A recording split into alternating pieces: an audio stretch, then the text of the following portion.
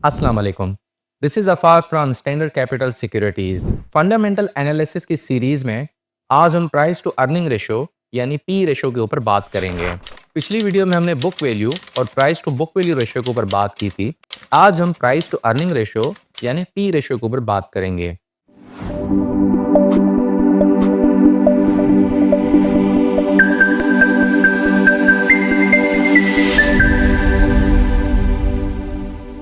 P ratio एक valuation का ratio है। जैसे हम कोई भी चीज़ खरीदने जाते हैं, जैसे सदर में हम कोई शर्ट हमें पसंद आने लगती है, तो हम उसको खरीदना चाहते हैं, तो उसकी मार्केट प्राइस हम उस दुकानदार या जो सेलर है उससे पूछते हैं।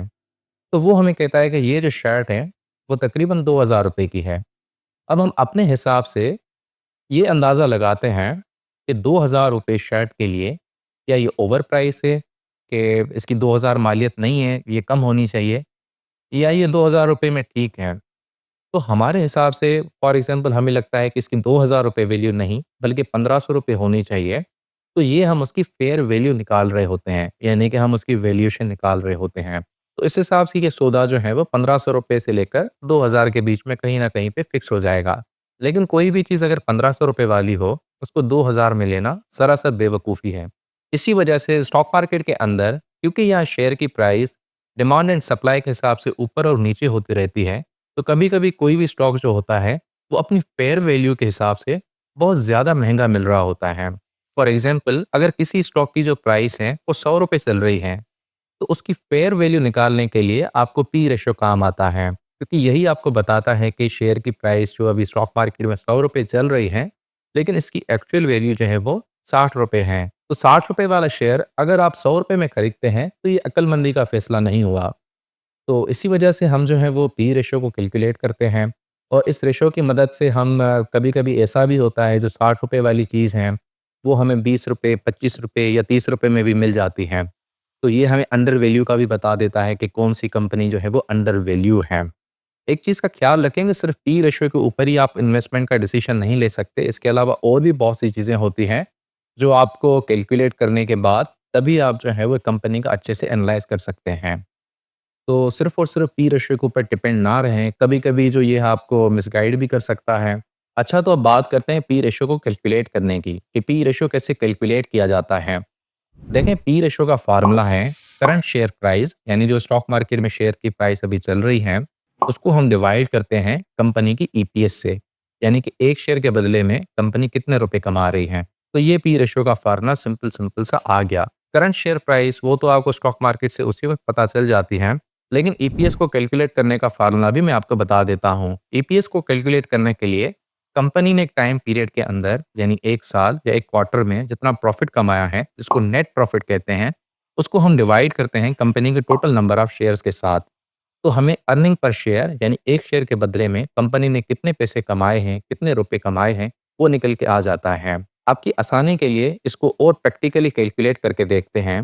फ़र्ज़ करें कि कंपनी scstrade.com इस कंपनी का जो ओवरऑल प्रॉफ़िट है, मान लो कि वो ₹100 है और इसके जो टोटल नंबर ऑफ शेयर्स हैं, वो 10 हैं। तो कंपनी के हम नेट प्रॉफ़िट यानी ₹100 को कंपनी के टोटल शेयर होल्डर्स के बीच में डिवाइड करेंगे, तो हमें अर्निंग पर शेयर मिल जाएगी। एक चीज़ का ख़्याल रखें, यहाँ पे तो आपको समझाने के लिए हमने बहुत ही छोटी-सी फ़िगर ₹100 और ₹10 की ली थी। लेकिन स्टॉक मार्केट के अंदर बहुत बड़ी-बड़ी फ़िगर्स होती हैं। यहाँ पे करोड़ों और अरबों की बातें होती हैं। तो आपको नंबर्स के साथ अच्छा होना चाहिए, कैलकुलेशन करने के साथ आपको अच्छा होना चाहिए। ये स्किल आपको सीखनी होगी, लेकिन फ़ॉर्मूला यही है। आप चाहे करोड़ों का हिसाब करें या आप चंद रुपयों का हिसाब करें, फ़ॉर्मूला दोनों जगह पे एक ही आएगा। मैं आपको थोड़ा अपनी वेबसाइट को विज़िट भी करवा देता हूँ। ये हमारी वेबसाइट स्टैंडर्ड कैपिटल सिक्योरिटीज़ यानी scstrade.com पे आपको किसी भी कंपनी का यहाँ पे अगर सिंबल डाल देते हैं, जैसे मैं यहाँ पे किसी कंपनी का जो है वो सिंबल डाल देता हूँ। मान लें कि मैं बैंक इस्लामी के ऊपर जो है वो फंडामेंटल एनालिसिस करना चाहता हूँ। तो यहाँ पे बैंक इस्लामी की जो है वो सारी की सारी जो डिटेल हैं वो आपके सामने आ जाती हैं।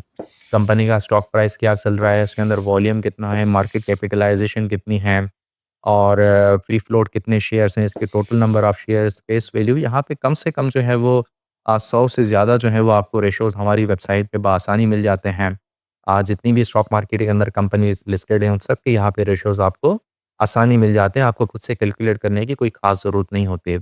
वीडियो बनाने का मकसद ये है कि आपको एक कॉन्सेप्ट्स क्लियर हों कि प्राइस टू अर्निंग रेशियो का कॉन्सेप्ट क्या होता है, कहाँ से कैलकुलेट होता है, ताकि आप खुद से भी चीज़ों को जो है वो कैलकुलेट कर सकें। अच्छा, तो हम बैंक इस्लामी का जो है वो price to earning ratio calculate करके देखते हैं। वो तो हमने एक अपनी फर्ज़ी कंपनी बनाई थी, उसका हमने रेशियो कैलकुलेट किया। अब हम बैंक इस्लामी जो है वो उसका जो है वो रेशियो कैलकुलेट करके देखते हैं। तो बैंक इस्लामी जो शेयर प्राइस है वो 22.07 रुपए अभी चल रही है। इसको अगर हम डिवाइड करेंगे अर्निंग पर शेयर के साथ, यहाँ पे देखें ईपीएस, यहाँ पे हमारी वेबसाइट पे अर्निंग वाले सेक्शन के अंदर 3 किस्म की ईपीएसेस आपको मिल रही होती है। एक होती है लेटेस्ट ईपीएस, एक होती है ईपीएस लास्ट क्वार्टर और एक होती है लास्ट एनुअल ईपीएस। इन तीनों में थोड़ा-सा डिफरेंस है, मैं आपको बता देता हूँ। लेटेस्ट ईपीएस यानी कंपनी की अभी तक जितने भी क्वार्टर की ईपीएसेस हैं इस टाइम पीरियड की, वो बता रही होती हैं। यानी अगर कंपनी को 3 क्वार्टर हो चुके हैं, तो ये तीनों क्वार्टर की कंबाइन ईपीएस हैं। अगर कंपनी को 2 क्वार्टर हो चुके हैं, तो ये 2 क्वार्टरों की कंबाइन ईपीएस हैं। और नीचे आपको ईपीएस लास्ट क्वार्टर मिल जाता है। इसका मतलब है पिछले क्वार्टर यानी कि कंपनी का तीसरा क्वार्टर चल रहा था, उसकी जो अर्निंग पर शेयर है, वो ₹2.84 हैं। और सबसे आखिर में यहाँ पे आपको लास्ट एनुअल ईपीएस मिल जाता है। प्राइस टू अर्निंग रेशियो अमूमन लास्ट एनुअल ईपीएस के हिसाब से ही कैलकुलेट होती है। तो यहाँ पे लास्ट एनुअल ईपीएस में आपको जो है वो कंपनी के चारों क्वार्टर का 2023 का डेटा हमारे पास मौजूद है। उसमें आपको ₹9 और 96 पैसे की ईपीएस नज़र आ रही हैं। अब हम कंपनी की स्टॉक प्राइस जो ₹22.07 चल रही थी, उसको हम 9.096 के साथ डिवाइड करेंगे, तो हमारे पास इस कंपनी का प्राइस टू अर्निंग रेशियो आ जाएगा, जो लगभग 2.2 आ रहा है। अब ये 2.2 हमें क्या बताता है? क्या हमें पी रेशियो के हवाले से ये कंपनी अंडर वैल्यू है या ओवर वैल्यू है? ये हमें कैसे पता चलेगा? अच्छा, तो ये पता करने के लिए हम उस सेक्टर की कंपनी को उसकी इंडस्ट्री की पी रेशियो के साथ कंपेयर करते हैं। जैसे हमारे पास बैंकिंग सेक्टर की कंपनी है बैंक इस्लामी, तो हम इसको बैंकिंग सेक्टर की जितनी भी कंपनीज़ हैं, उनका जो पी रेशियो है, उनके साथ हम इसको कंपेयर करेंगे। तो इंडस्ट्री का पी रेशियो हमें कहाँ से पता चलता है, वो भी मैं आपको बता देता हूँ। आप जैसे ही हमारी वेबसाइट पे फिर से आएँगे, तो यहाँ फंडामेंटल एनालिसिस पे अगर आप जाएँ और यहाँ पे सेक्टर्स स्नैपशॉट में जैसे ही जाएँगे, तो यहाँ आप कमर्शियल बैंक्स में आएँगे और यहाँ पे आपको बैंकिंग सेक्टर से रिलेटेड बहुत सी इन्फॉर्मेशन जो है वो मिल रही होती है कि अभी बैंकिंग इंडस्ट्री का जो एवरेज पी रेशियो है, वो 4.22 के मल्टीपल पे चल रहा है। और इसके अलावा भी स्नैपशॉट में आपको बहुत सी चीज़ें जो है वो मिल रही होती हैं। जैसे बैंकिंग सेक्टर के अंदर टोटल नंबर ऑफ़ कंपनीज़ जो स्टॉक मार्केट में लिस्टेड हैं, अब वो 19 हैं। रिटर्न ऑन इक्विटी आपको यहाँ पे मिल जाती हैं। इसके ऊपर हम अलग से वीडियो बनाएँगे। और मार्केट कैपिटलाइज़ेशन सेक्टर की टोटल मार्केट कैपिटलाइज़ेशन कितनी है और एक्सपेक्टेड पी रेशियो ये भी आपको मिल जाता है यहाँ पे। अच्छा, एक बात देखें, यहाँ पे आपको 2 किस्म के पी रेशियो मिल रहे हैं।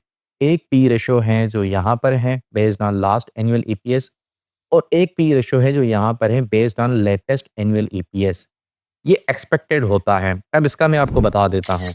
जैसे कंपनी बैंक इस्लामी ने 3 क्वार्टर का जो है वो उनकी ईपीएस आ चुकी है। उनको हम ट्रेलिंग ईपीएस यानी कि माज़ी का ईपीएस कहते हैं।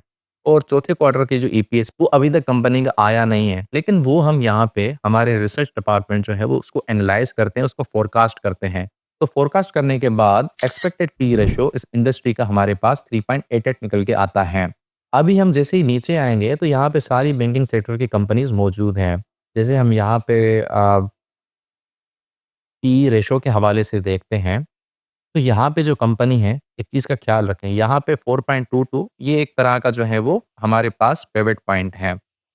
अब इंडस्ट्री के हिसाब से, पी रेशो के हिसाब से जो भी कंपनीज़ 4.22 के ऊपर जितना जितना ऊपर होंगी, वो उतनी महँगी होती जाएँगी और जो भी कंपनीज़ 4.22 के हिसाब से जितना नीचे होती जाएँगी, वो उतनी ही अंडर वैल्यूड तस्वर की जाएँगी। तो यहाँ पे हम नीचे देखते हैं, हमारे पास पी रेशो सबसे कम जो है वो बैंक ऑफ पंजाब का आ रहा है।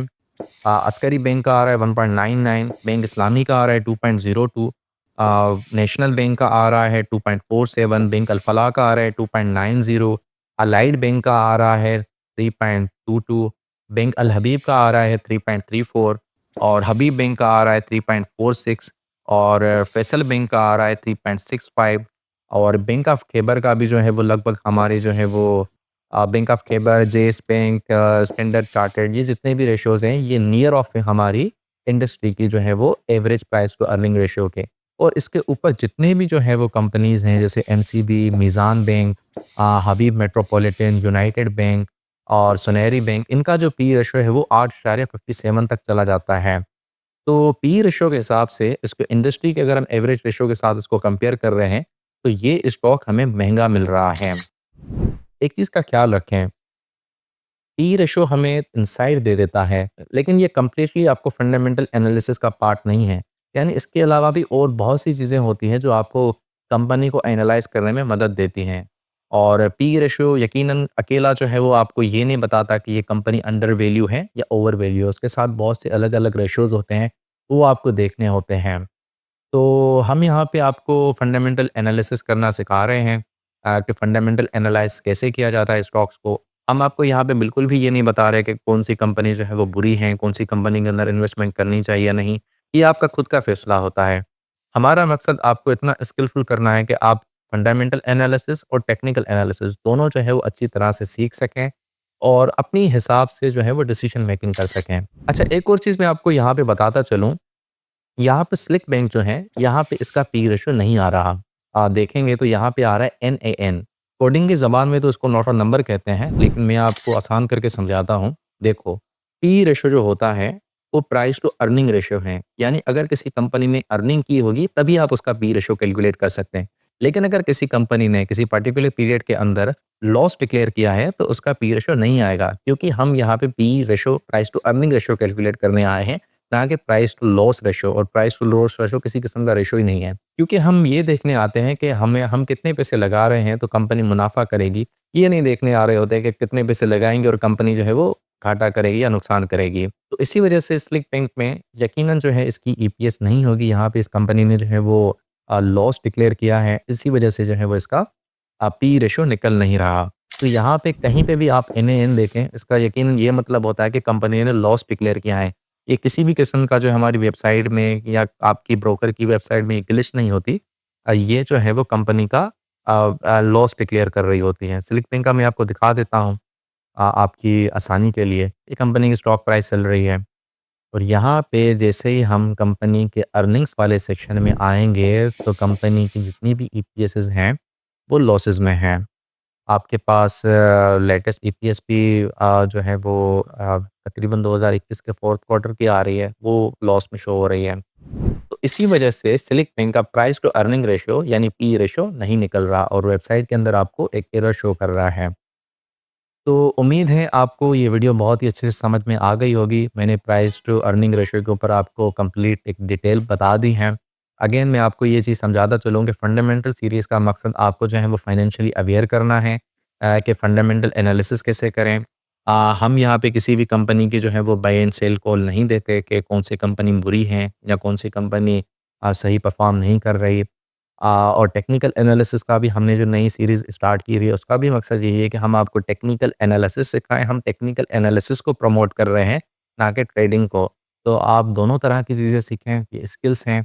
और हमारे चैनल को ज़रूर सब्सक्राइब करें और लाइक करें, क्योंकि यूट्यूब को भी पता चले कि हम कोई अच्छा काम कर रहे हैं और वो भी हमें प्रमोट करें।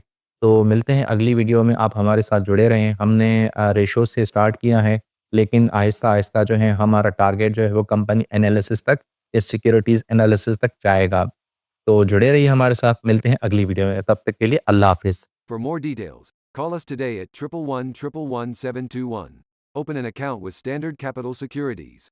Start investing in your financial future. Talk to our experts and get access to exclusive market research and much more.